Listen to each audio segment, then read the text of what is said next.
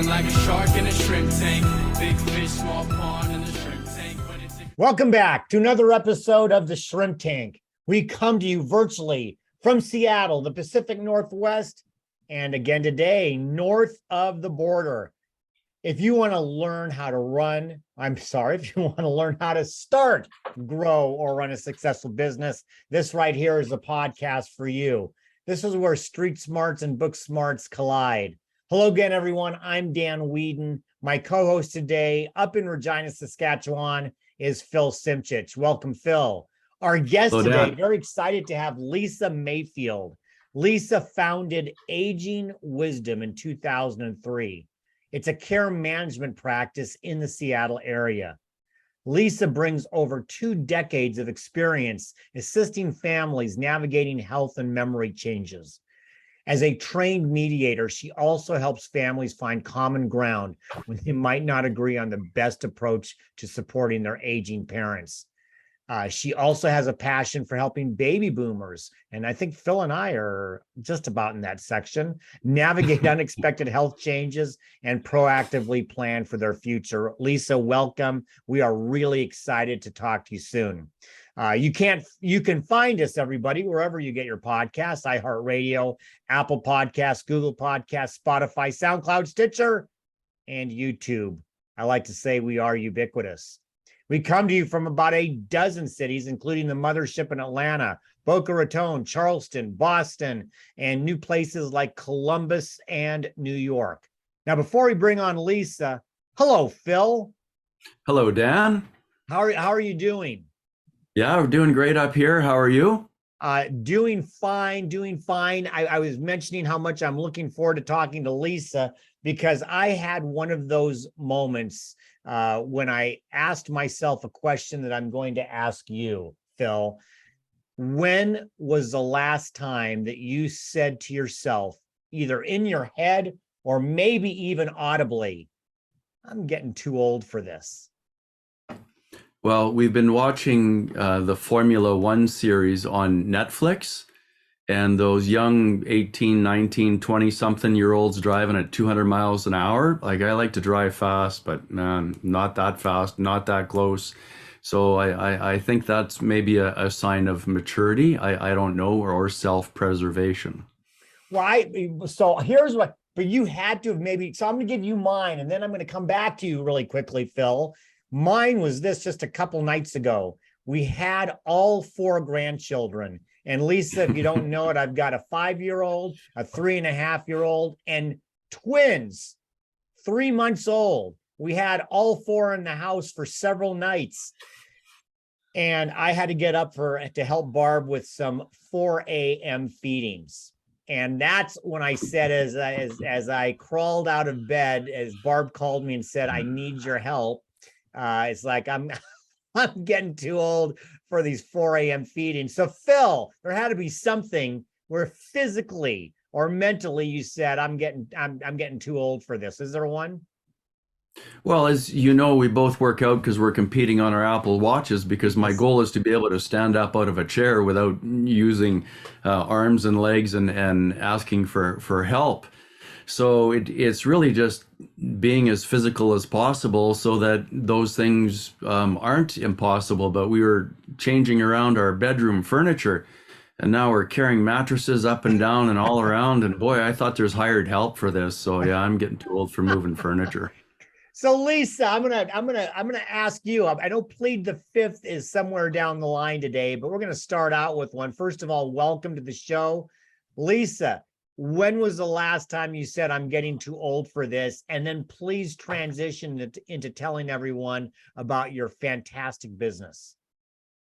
Well, thank you so much, Dan and Phil. I'm very honored to be here. And speaking of aging, last month I had my big 50 birthday. So getting older has been top of mind for me, although I've had many people tell me the 50s are the best decade. Although then I said that to somebody in their 60s and they told me, no, the 60s are the best decade. So here's to 2 upcoming best decades.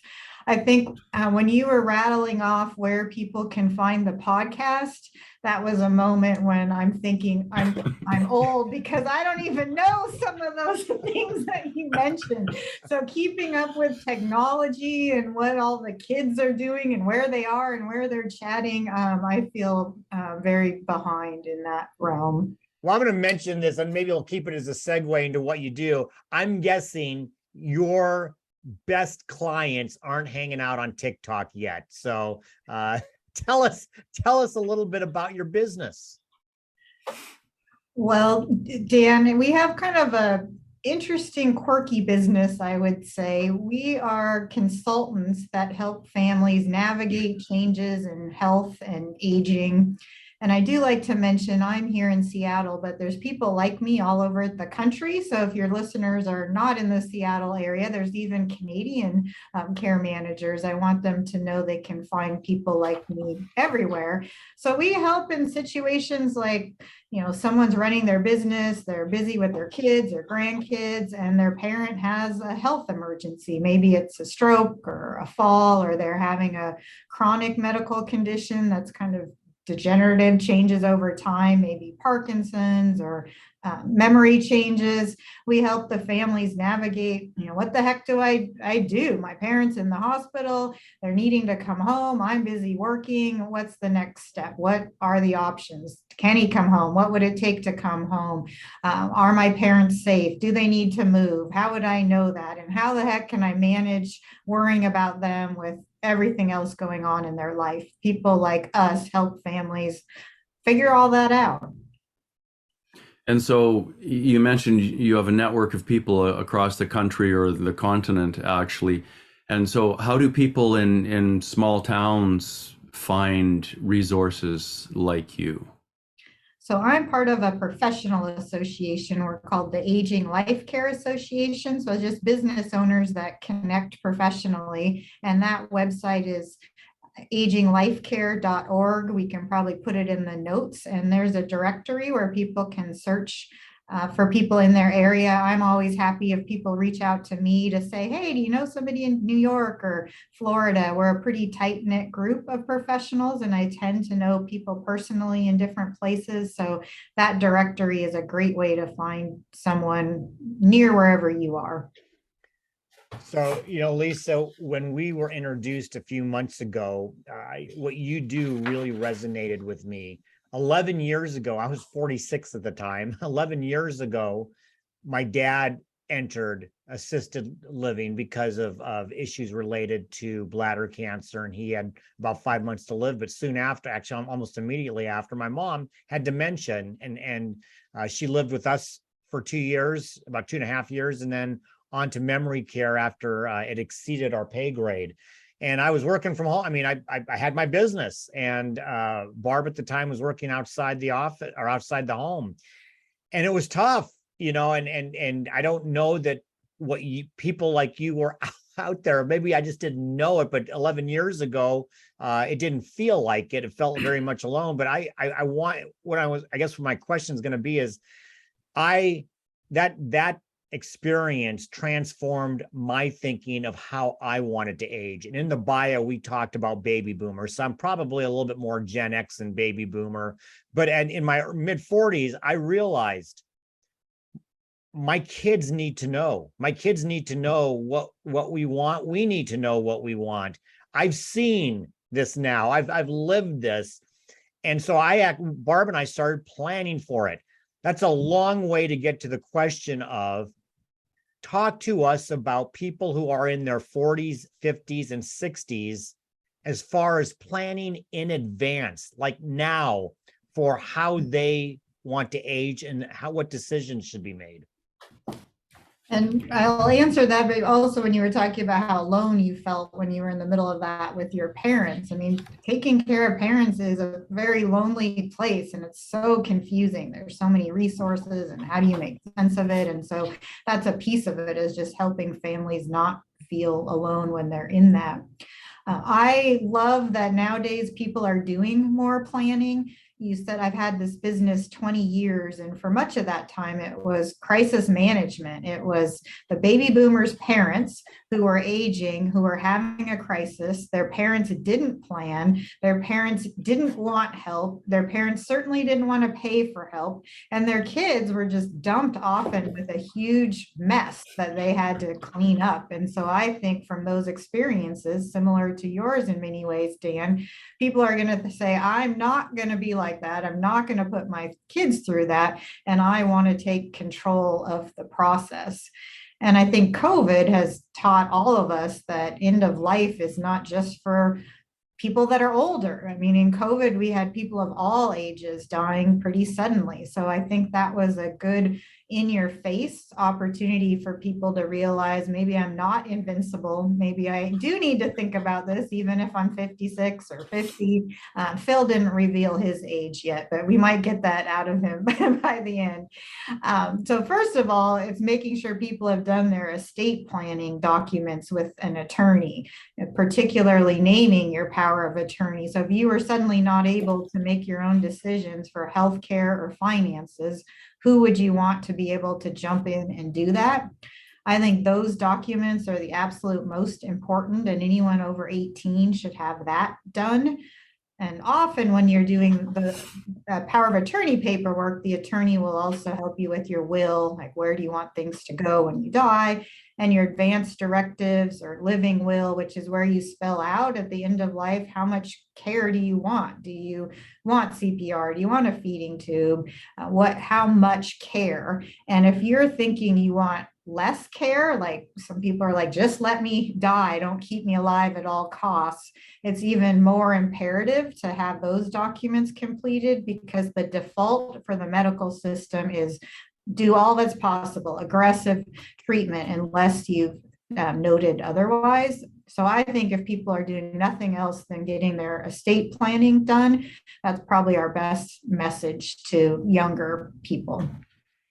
So to answer your question, I'm just a little north of Dan, both geographically and chronologically. All right. Okay, so we've got that settled. So for those of us with aging parents in their homes, how do we keep them healthy and independent? So what are some of the things we can do to make their independence just easier for them to manage, less risky perhaps? Yeah, that's a great question. What came to mind immediately, and I don't know how old your parents are, but as people are aging, the absolute best thing we can do is fall prevention, preventing people from falling. Falls are the number one reason older adults end up in the ER or the hospital, and it's really high up on actually leading to death. And so fall prevention is being able to look around the home and seeing anything that is a trip hazard, often loose rugs, sometimes even small pets, cords across the carpet, like what are fall risks within the home, and keeping an eye on that. And even thinking about like, what's their path to taking out the garbage? Like, what does that path look like? How are they doing their laundry? Often, depending on the age of the parent, they live in a house with steps that are super steep down into a deep basement, no railings on the side. So really being mindful of the house and fall prevention. I think if parents are open to it, usually that generation wasn't as much. You mentioned you and Dan are in competition with your Fitbits for working out, or Apple Watch, I don't know which product. That generation wasn't as into working out. So most of them do not exercise, but if you can convince them to keep moving, I think the expression, you don't move, you lose it, is so true. Like, how do we keep parents active? And I think the last thing I would say is engaged. Like, if people are starting to isolate in their home and not doing the things they used to do, or seeing friends and really isolating, I think that's another kind of red flag to jump in and help. Yeah, one thing you said reminded me of my grandmothers. Of course, they never exercised, but they would work in their garden 6 or 8 hours a day of back-breaking labor. So very interesting. Yeah, there's a lot of great tips. Thanks. Well, I can't believe we've already flown through the first part of today. Lisa, we have to pay the bills here. It's one of those prerogatives for a podcast. We're going to take a short break to hear from today's Spotlight sponsor. And when we come back with our guest, Lisa Mayfield, for a hot or not section of the show, we're going to come to talking about financing aging in place. Don't walk away. We'll be right back with more of the Shrimp Tank. Would you like to grow your business, increase revenues, and raise profits? Would more financing from your banker help you grow? Who is guiding your succession plan? Would you like more control over your business so you sleep better at night? I think all those answers are probably yes. I would think so. And if so, SME Business Wealth Builder is who you need to talk to. SME Business Wealth Builder works with business leaders and owners just like you to help them grow their business and build their business wealth. For more information and to check out many free resources, go to SMEwealthbuilder.com. All right, welcome back to the Shrimp Tank, where we interview the best and brightest CEOs and business thought leaders in the greater Puget Sound area and beyond. I'm Phil Simchich, and our guest today is Lisa Mayfield. And for our next segment, Hot or Not. Lisa, as you know, because I know you've listened to a few of our podcasts and hope you'll continue to, Hot or Not is where Phil and I pepper you with questions about business, about life. We're going to talk about aging, both in place and outside of the home. And you're going to tell us if the concept is hot or not, and then why or why not. So let's lead off with talking about how we're going to pay for things. Hot or not, Lisa, long-term care insurance. In general, I think I'd lean hot. Okay. And can you expand on that?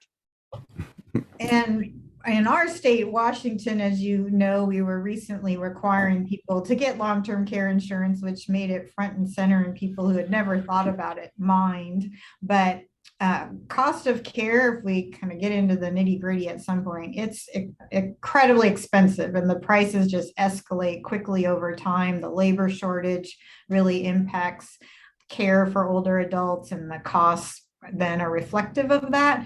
So if people don't have the ability to self-pay for those kind of costs, long-term care insurance is a great way to either supplement or help offset or fully cover what those costs will be over time. And for many people who are paying for kids' college or daycare, being able to do all that and save for care later in life isn't very realistic. So this can be a way to help in that overall financial plan. And I don't sell long-term care insurance, so I'm an unbiased answerer. No, it's great. No, I appreciate that very much. I'm very active myself with long-term care insurance, and we could expound on that, but I don't want to bore people. We want to talk more about what you're talking about. So thanks for answering that, Phil. You touched on this earlier, so I want to bring it up again and hear more from you. A will with personal directives, hot or not? So hot, and that is back to advanced directives or living wills, same document, is again being able to think through when you're at the end of your life or in the hospital on a crisis, how much care do you want done to you? How extensive do you want to be kept alive? Being able to document that is so important because, as I said, the default will always be to do the absolute most possible. And if that's not what you want, that's not what I would want. You need to explain that in your legal documents because that's what the hospital is going to lean on. So that document will speak for you if you can't speak for yourself, if you're having a health crisis, correct? Absolutely. That informs the medical providers, but it also informs your power of attorney and your family that they can have that document and follow it, which is important because your family might not have agreed with your decisions or it makes sense on paper, but when they're actually having to follow through on that, especially if you don't want aggressive treatment and your children want to keep you alive at all costs, it's hard to make that decision when it comes to it. So having that paper to remind them, oh yeah, Dad said he didn't want this, and we have to remember that. Yeah, and you raise an important issue about what the family, because it's highly emotional, stressful situation. And both our daughters are nurses, and so yeah, at that age we really don't want CPR and cracked ribs and pneumonia and all the stuff that goes along with it. So that is a really important communication tool for the family as well, to take some of that emotion out of it. Very good, thank you. Well, speaking about emotion, I think I'm going to know the answer to this, and I might even have a follow-up, Phil. I'll just pre-warn you, hot or not, meetings with siblings around care for aging parents, hot or not? I would say that's also hot and can be contentious at times. I've seen the most, I'll say, quote unquote, healthy or quote unquote normal families when it comes to issues with their aging parent.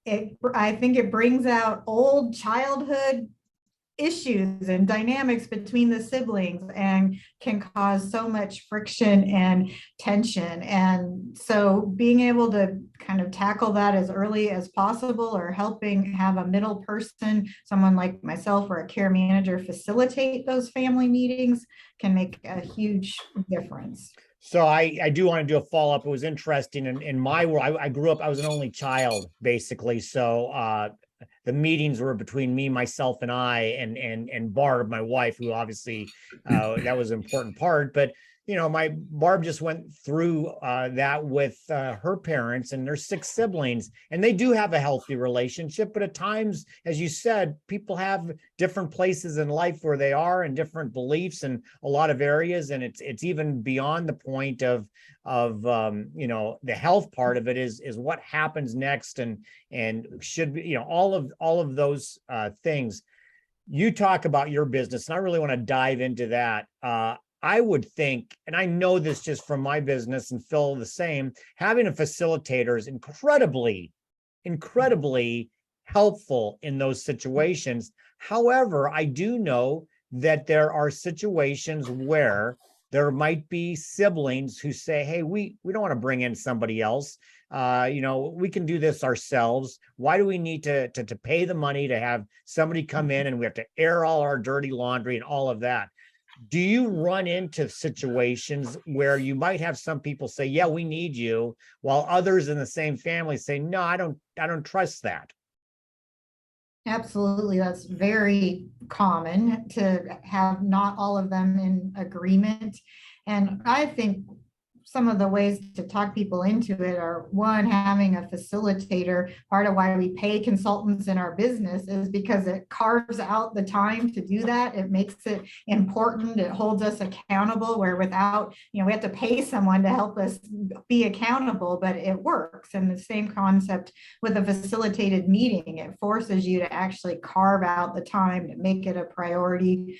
But having an unbiased person to potentially weigh in, an expert who knows the landscape of aging, and to be able to share their perspective of what they think is important, being able to say to the siblings, hey, I'm not an expert on this. This is what I want, but I have no clue. Let's find somebody that can help educate us and help us make a more informed decision.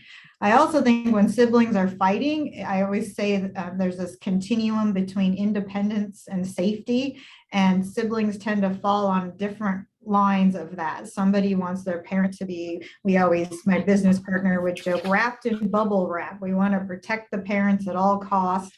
And someone over here is like, no, dad wants to drive, or dad's falling and he wants to stay home forever. We got to honor that. And that's what we should do. And so trying to get them closer to the middle line on that continuum is often at the heart of work with siblings. You mentioned driving, and not very many years ago, my wife and her sisters were dealing with their mom, and her mom's now 92 and doing really well, but like she'd steal her own car and go on joyrides against the family's advice, and probably definitely against the safety, but definitely she wanted the independence. What ideas or ways do you have for families to start that conversation with that aging parent? And driving is certainly a hot button issue, and often one of the things that leads people to asking for help. But I did see a new client the other day who had this fancy sports car that he promptly had a major accident in. And so those are what the situation, luckily no one was hurt, but those are the situations we're trying to avoid, is protecting themselves, but even more importantly, the community. So when I talk to people about driving, or families, I think it's important for families to think about liability issues if their parents were to have that accident, particularly if their parents have financial resources, is wanting to protect that. And being able to say, I kind of blunt with people. I'm like, I know you don't want to kill anyone. So part of what we want to do is to make sure that you're safe to drive. And there's different ways you can, sometimes just having, I always say, I'm saying the same thing you've said to your parents for years, but because I'm not your parent, they listen. And I think part of it is a different person saying it. It's a person that knows what might land differently than when the kids say it. So sometimes having a professional get in to have those tough conversations. There's also people that can do driving evaluations. So sometimes we'll make a referral. You're probably perfectly safe to drive. I suspect you are, but wouldn't it be important for us to make sure? Let's do this evaluation so you can kind of prove to us that, yeah, it's okay to keep driving. Well, personally, I'm hoping these self-autonomous vehicles are all the rage by the time I'm that age. Yeah, and we're lucky because now we have Uber and Lyft. There's so many more options for us as we get older. And yeah, it probably will be self-driving cars. You at the top of the show shared that you just celebrated a milestone birthday. You just hit number 50. I'm a few years past that now.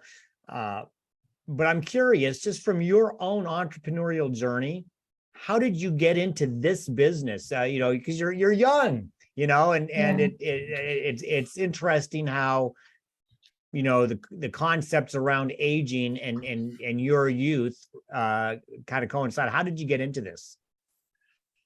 Well, and I think probably like most entrepreneurs, I feel like the work kind of finds you versus, most entrepreneurs I know didn't dream of doing what they're doing since they were children. Their path wove and they ended up there. And that was true for me. I mean, I had always connected with older adults. I was really close to my grandpa. When I was in high school, I was a Girl Scout, and my project was focused on visiting these two people in an assisted living. So that was something that I enjoyed. I hadn't pictured it as a career. My background happens to be mental health counseling, and I ended up falling into working with older adults. And there was a piece of me, because I would have been in my late 20s, early 30s, when I thought, well, I like this work, and thinking ahead that this is where the population was going, it was probably a pretty good place to land.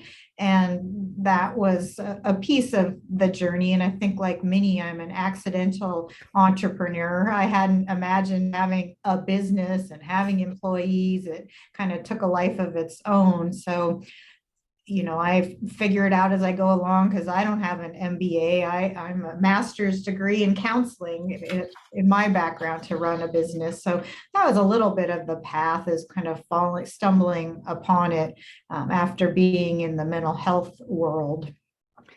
And I want to try to slip this in. I asked Phil if I could pop in. It's an interest. I'm glad you're there. People need you. I'm just going to say that. If you have aging parents, or if you're plan on being an aging parent someday, people like Lisa are needed. I want to slip this in before we went to plead the fifth. I know that when I mentioned that my mom's care exceeded our pay grade at some point, and we realized it when you start sleeping with the bedroom door open because you're worried about your mother making it to the bathroom with her walker, and you can't get any sleep anymore. It's no good, and that was really when we knew that. It's a hard transition for people to move parents into assisted living, or in my mom's case, memory care. And I'll still never forget. I still hear it when I left her. She we dropped her off, and she looked at me and said, "You're leaving me here." And she had dementia, and but that was almost that one lucid moment of, "You're leaving me here," and it hurts. It still hurts to this day, and it's been almost a decade. Can you talk about that process for people who may not have already gone through it?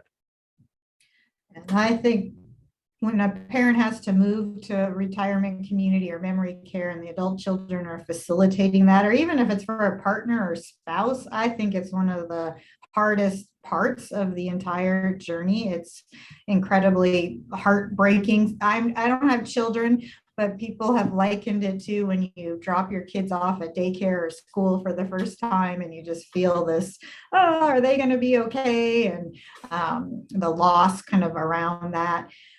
It's a tough piece. And that's again where a professional can kind of help make it a little easier, help families figure out, do they really need to move? Is that really how do we know when the time is? And if they do need to move, what option is the best, and then helping families figure out, how do we talk to our parent about this? How do we actually not only talk to them, but what does the first day look like? What is the transition? What is the first week? Helping think through details that people might not have thought of to help make that transition as successful as possible. And I think I've done this work 20 years, and I can only think of 2 times when we didn't have a successful move. So more often than not, it goes much more smoothly for families than they anticipate. And hopefully with your mom, you discovered they eventually do settle in, and it does tend to be an okay move. Well, and what I've advised just other people who are going through it, just who are friends, I said it was the best thing ever. I would have done it earlier because it shifted me from being a caregiver to her son again. I didn't have to, it changed the relationship completely, to the point that if she was not having a good day, I didn't have to stay. I could just go and say, I'll see you tomorrow, Mom. And it was great. So what else is great is that we have fantastic sponsors, and we have to tell you about them. We're going to take a short break to hear from our sponsors. And when we come back with our guest, Lisa Mayfield, for our Plead the Fifth section of the show, we're going to dial into hobbies. Don't walk away. We'll be right back with more of the Shrimp Tank. And Plead the Fifth is brought to you by our corporate sponsors, Ideal Life 360, Cornerstone Financial, First Underwriters Insurance, the Kitsap Sun Newspaper Group, BC Fitness Studio, and Upstart Group. Please visit our website at www.shrimptankpodcast.com/Seattle to learn more about these terrific companies. Now back to the show. Welcome back to the Shrimp Tank, where we interview the best and brightest CEOs and business thought leaders in the greater Puget Sound area and beyond. I'm co-host Phil Simchich. Our guest today is Lisa Mayfield, and for our next segment, Plead the Fifth. So Lisa, we're going to keep peppering you with questions. These might be a little bit tougher. You never know. I actually had somebody, Phil, last week plead the fifth on something. It was a fun one. It was around a number of Argentinian tango shoes she had. She wouldn't reveal. So I don't know if you have Argentinian tango shoes or not. But if you have to plead the fifth, you get one, and we'll go from there. So Lisa, if I said to plead the fifth, if you had to start a new business, had nothing to do with what you're doing now, you had to start a business based on a hobby, what would that hobby and business be? Oh, isn't that a good question? Because as you were saying your question about would I start a business again, and I think my answer would have been no. I think most of us, if we know now what we knew then, we might not have made that same choice. So I think I would opt probably not to be a business owner, but if I was basing it off a hobby, one of my I wish I had more hobbies. I think most of your listeners can probably relate to, if we worked less, we'd have more time for hobbies. So I will be honest and say I work more than I should, and I wished I played more. But one of my hobbies that I love is aerial yoga, which is I don't know if people know what it is, but there's like fabric hanging from the ceiling and you do tricks all over it. And I started right before COVID, and then COVID hit and I began one-on-one lessons. And my teacher was like one of my lifesavers through COVID, because I got to feel like a kid again. It's almost like when you played on the jungle gym or the bars in school, and just remember how freeing that felt, as I get to feel like a kid, and it totally distracts me from thinking about work. And anyway, I probably try to figure out how to do that. Well, you said in the longer bio that you had this dream of running away to Cirque du Soleil in that. So you got to throw that in too. Cirque du Soleil, if anyone has seen Cirque du Soleil, usually in Vegas, where these grand shows where there are people flying from the sky and doing all these tricks. I long to be as good as they are so that I can run away and I'll do these shows in Vegas, which would be completely opposite of what my work and life looks now. Maybe it's something about like people maybe who like to fly, like take me away.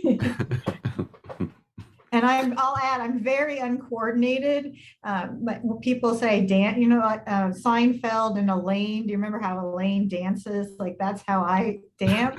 So I'm very uncoordinated. I happen to be very strong. So my strength makes up for my lack of coordination. So I'm not good at it, but I do love it. Oh, that's awesome. Changing gears a little bit, what's the best book that's inspired you that you've ever read of any genre, any author? Oh my goodness. Well, when I think of my business, since this one of the things I was thinking about with talking with you guys is one of the first books I read, and I read it periodically, and I think I probably need to read it again, is The E-Myth. I don't know if either of you have heard of that. I think it's Michael Gerber. Or something. And it's such an important book for new business owners because he brings up that concept of working on the business versus in the business. And when I mentioned being an accidental entrepreneur, I think many are, is that you're good at what you do. You start a business on it, but you know nothing about running a business. And you spend way too much time doing what you like versus all the aspects of doing your business, that you don't think about, paying the bills and overseeing employees. And he just helps people think about what can you outsource and have people help you with, what can you admit is not your strength and get help, and how do you pull yourself out a little bit from what you love to do, which is why we all did the work, and focus more on the business. So that was a really big reminder to me. And I think I still need that reminder probably pretty frequently. So that's what came to mind. Awesome. So just for everybody, that book was The E-Myth by Michael Gerber. Awesome. Thanks, Lisa. So Lisa, people are living longer. Technology, fitness, understanding of everything related to, healthy eating and exercise and just technology. People are living longer. If you're looking into your crystal ball at, let's say we're 5 years down the road, 10 years down the road, what's coming? Not just for those of us who are in our 50s and maybe let's say early 60s, but what is going to be happening in change related to how we should be thinking? Maybe what are some of the perils and what are some of the opportunities you see? I don't know if I'll answer this exactly, but I do think technology will be a huge piece in aging, and that's because of the labor shortage. There's not enough caregivers to provide care to this huge generation of baby boomers aging. And there's lots of people in the tech world that are pouring lots of money and energy into technology that they think will be the answer. And that looks anything like monitoring systems to robot caregivers. I think that's a huge piece of it. I'm not a huge fan of that. That's probably a whole different conversation. So I think technology is going to be a huge piece. I think the other is more multi-generational aging. Right now when you talk about memory care for your mom, older adults live in places where it's just older adults. So many people say, I don't want to move where there's old people. And I think younger generations aren't going to want to do that either. So I think there'll be ways where they'll have, instead of an assisted living with just a bunch of seniors, there'll be all ages in that building, and there'll be help on site if you need it. But if you think about, for us, if somebody told me You can live somewhere and they'll do your laundry. They'll plan your activities. They'll make your meals. You'll have friends around and you'll do cool things. We would all be like, sign me up. And that sounds great. So I think you can create those kind of environments for all ages, because I think those things, cooking, having some things done for you to make your life easier, will all want, and will want to interact with older people, younger people. So long answer to say technology and multi-generational.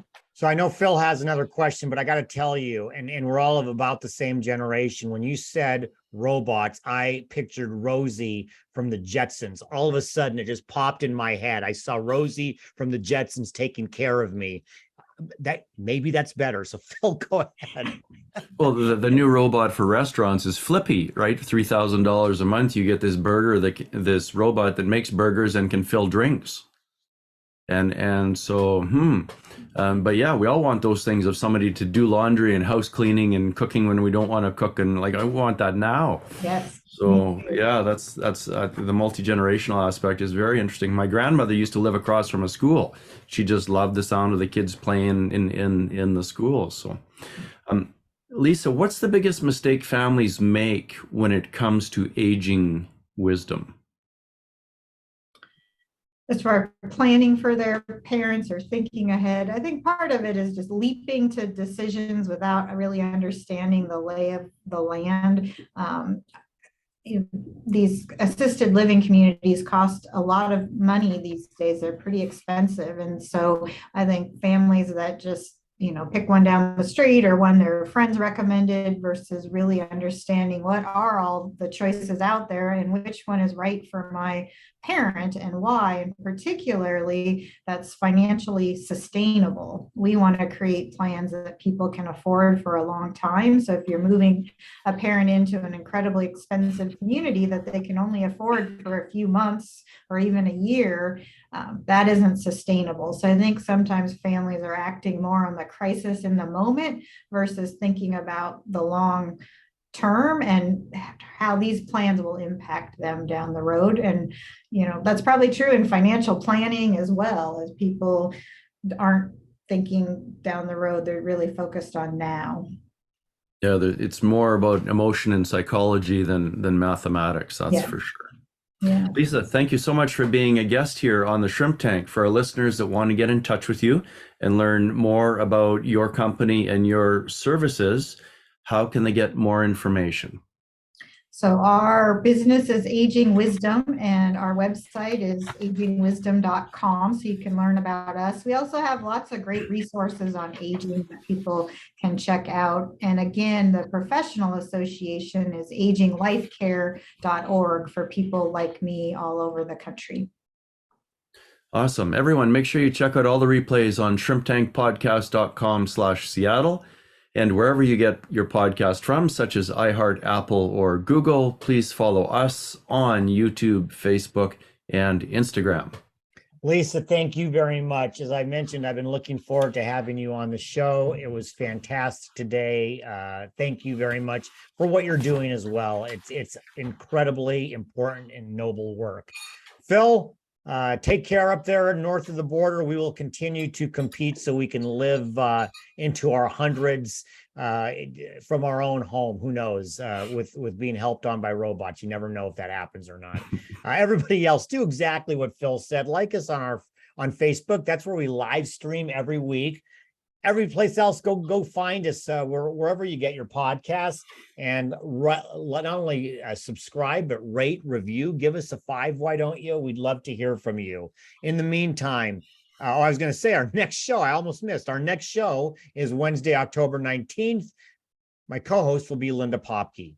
In the meantime, be safe, be well, and be prosperous, because until next week, the shrimp is back in the tank. So long.